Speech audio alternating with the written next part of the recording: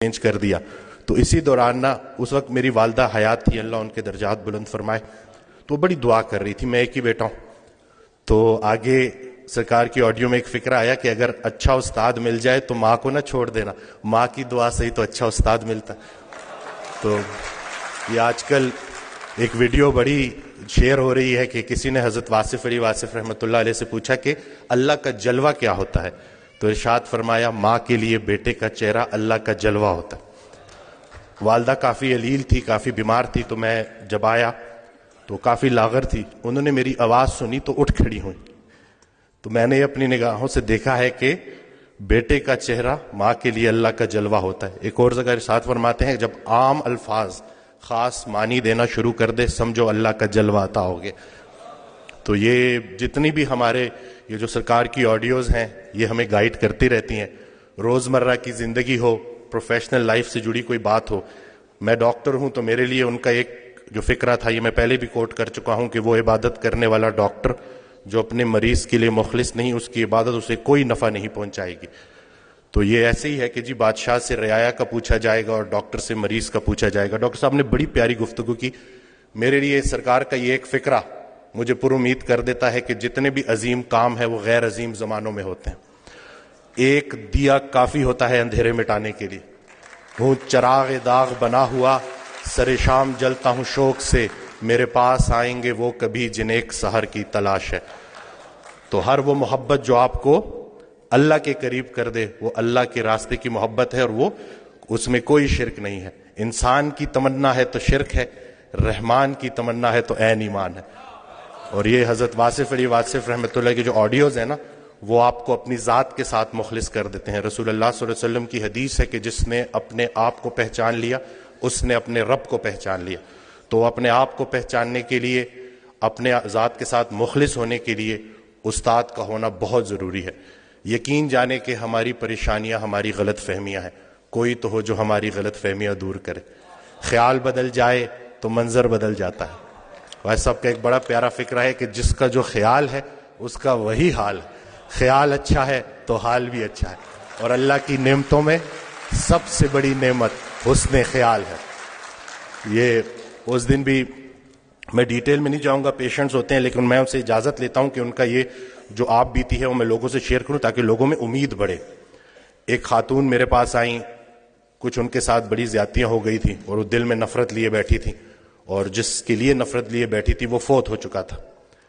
تو جب میرے پاس آئیں انہوں نے گلے شکوے کیے, تو میں نے کہا کہ حضرت واصف علی واصف رحمۃ اللہ علیہ ارشاد فرماتے ہیں کہ اگر اللہ قیامت کے دن تم سے پوچھے کہ پہلے کس کو جنت میں بھیجوں تو تم نے اس کا نام لینا ہے جس کو تم نے جہنم میں بھیجنا. ایک مہینے بعد جب لوٹ کے آئیں تو انسان بدل چکا تھا, چہرے پہ رونق, آنکھوں میں نور. تو مجھے کہتی ہیں کہ ڈاکٹر وسیم جب میں یہاں سے اٹھ کے گئی پہلے تو میں گھر کی طرف جا رہی تھی, مجھے آپ کی بات ہضم نہیں ہوئی, لیکن پھر میں نے گاڑی موڑی اور میں قبرستان چلی گئی, اور میں اس کی قبر کے سامنے کھڑے ہو کے میں نے کہا کہ جو تو نے میرے ساتھ کیا معافی کے قابل نہیں ہے, لیکن جا تجھے اللہ کی رضا کے لیے معاف کرتی ہوں. اور کہتی ہیں کہ اس رات میں اتنی میٹھی نیند سوئی کہ مجھے دوائی لینے کی ضرورت بھی نہیں پڑی. یہ جو نفرت ہے نا ظرف دکھانا ہے, اور اتنی کوئی بڑی بات ہے ہی نہیں. مقصد بندہ ہے تو نتیجہ بھی بندہ ہے, مقصد اللہ ہے تو نتیجہ بھی اللہ ہے. تو سب سے پہلے تو ہم نے اپنی توقعات کو مومن کرنا ہے, زندگی مومن ہو ہی جائے گی. اصل میں ہماری توقعات مومن نہیں ہو رہی, ہم نے ایکسپیکٹیشنز اتنی بڑھا دی ہیں, ہر کسی سے ہم توقعات رکھتے ہیں سوائے اللہ کے.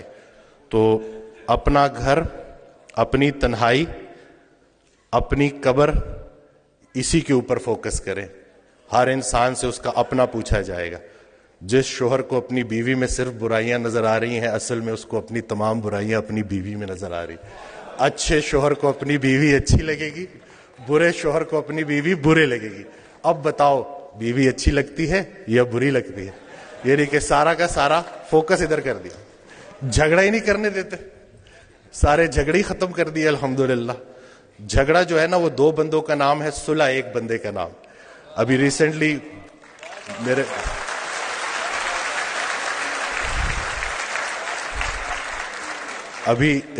میرے ساتھ ایک واقعہ ہوا. میں گاڑی ریورس کرا تو وہ برانڈ نیو گاڑی تھی, وہ لگ گئی.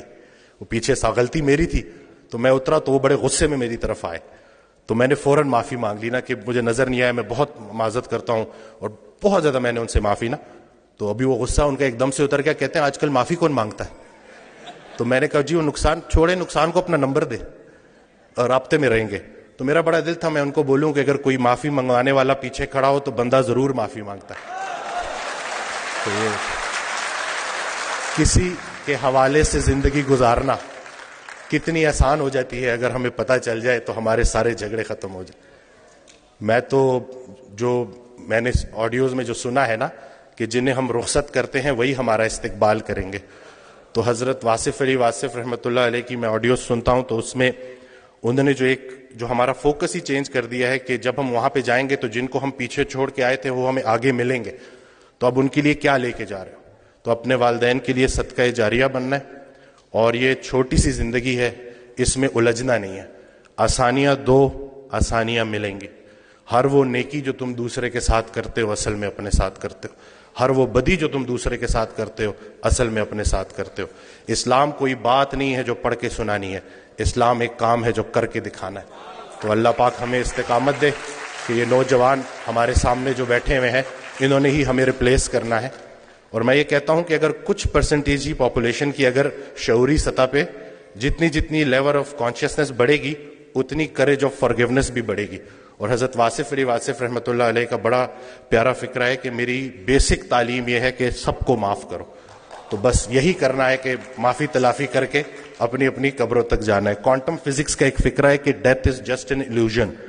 جب میں نے یہ پڑھا نا تو مجھے سرکار کا فکرہ یاد آ گیا کہ یہ کون لوگ تھے جنہوں نے موت کو میلہ بنا دیا. رسول اللہ صلی اللہ علیہ وسلم کی حدیث ہے, اس کا مفہوم ہے کہ جب شہید ان مراحل سے گزار کر اپنی جان کا نذرانہ پیش کر کے جب بارگاہ اللہ میں جب اللہ کے سامنے حاضر ہوگا بارگاہ خداوندی میں, اور اللہ اس سے پوچھے گا کہ بتا تجھے کیا چاہیے, تو وہ بولے گا مجھے بار بار اسی راستے سے گزارا جائے. کہ یہ جو ہم زندگی گزار رہے ہیں زندگی کو نہیں سمجھ سکے تو ہم موت کو کیسے سمجھیں گے. ہو سکتا ہے جسے ہم موت کہہ رہے ہوں عین زندگی ہو, بلکہ حقیقتاً زندگی ہی ہے. سارے چیک ادھر کیش نہیں کرانے, کچھ آگے کے لیے بھی چھوڑ دو. تو بس یہ ہے کہ بزنس نہیں کرنا, خدمت کرنی ہے. اور ایک جو بڑی پیاری بات کہ ہر رات سونے سے پہلے خود سے پوچھو کہ لوگوں کو استعمال کر رہے ہو یا لوگوں کی خدمت کر رہے ہو. اس کا جواب تم خود دو گے. ہر وہ دن ڈے ٹو ڈے چلنا ہے, مومن ڈے ٹو ڈے چلتا ہے. ہر وہ دن جس میں آپ کی ذات سے کسی انسان کا نقصان نہیں ہوا, آپ کے ذات کے شر سے لوگ محفوظ رہے, اور کسی نہ کسی کا نفع ہو گیا, وہ بہترین دن گزر گیا. ان دو فکروں میں پورا اسلام سمجھایا گیا ہے. اگر لوگ سمجھیں, اگر آپ کی ذات بے ضرر ہو گئی تو آپ کے دین کی ابتدا ہو گئی, اور اگر آپ کی ذات سے لوگوں کا نفع ہو رہا ہے تو آپ کا دین مکمل ہو گیا. اسلام کچھ بھی نہیں ہے اخلاق محمدی صلی اللہ علیہ وآلہ وسلم. تو دعا یہی کرنی چاہیے کہ ہم اپنے ریئل کو اپنے آئیڈیل کے قریب کر دیں. ہم سب یہ دعا کرتے ہیں کہ مرتے وقت رسول اللہ صلی اللہ علیہ وسلم کا چہرہ مبارک ہمیں نظر آئے, ہم ان کا دیدار کریں. تو بس دیکھ لیں جی کہ کہیں ایسا نہ ہو کہ اس دن شرمندگی اٹھانی پڑے.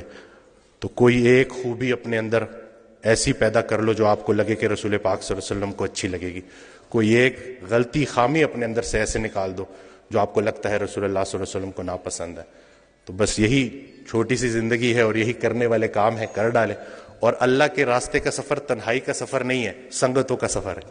تو یہ جتنے بھی لوگ ہیں الحمدللہ, یہ ایک اور حدیث قدسی ہے, اس کا مفہوم ہے کہ جب چند لوگ, اللہ تعالیٰ ارشاد فرماتا ہے کہ جب چند لوگ خالصتاً میری رضا کے لیے کسی جگہ اکٹھے ہوتے ہیں اور میرا ذکر کرتے ہیں, تو جب بھی وہ اس محفل سے اٹھتے ہیں تو میں ان کے گناہوں کو نیکیوں میں کنورٹ کر چکا ہوں. تو ہماری بڑی مہربانی ہے کہ حضرت واصف علی واصف رحمۃ اللہ علیہ کے چاہنے والے ہمیں مل ہی جاتے ہیں. اور یہ اس دن بھی ایک خاتون آئی, کہتی ہیں آپ کی ساری باتیں ایک طرف, جب آپ کی کلپ میں آپ حضرت بولتے ہیں نا تو ہمارا پورا خاندان الرٹ ہو جاتا ہے کہ اب کوئی بڑی بات آنے والی ہے. تو اس میں ہمارا کچھ کمال نہیں ہے, میں کچھ نہیں کر رہا, اپنے محسن کے احسانات بیان کر رہا ہوں, اور یہی میری زندگی کا مقصد ہے اور مرکز بھی یہی ہے. آپ سب کا شکریہ کہ آپ نے مجھے سنا. اللہ پاک ہماری استقامت قائم رکھے اور محبتیں بھی قائم رکھے. اور ایک چھوٹی سی کوشش ہم نے کی ہے, ایک بک کمپائل کی ہے اینگزائٹی ڈپریشن کے لوگوں سے گزرنے والے پیشنٹس کے لیے, کہ جو مجموعہ ہے قرآن پاک کی آیات کا, احادیث مبارکہ کا, اور حضرت واصف علی واصف رحمۃ اللہ کے جو فرمودات ہیں ان کا. تو اس کی ڈیٹیلز بھی آپ انتظامیہ سے لے سکتے ہیں. جزاک اللہ. سلامت رہیں, آباد رہیں. Thank you.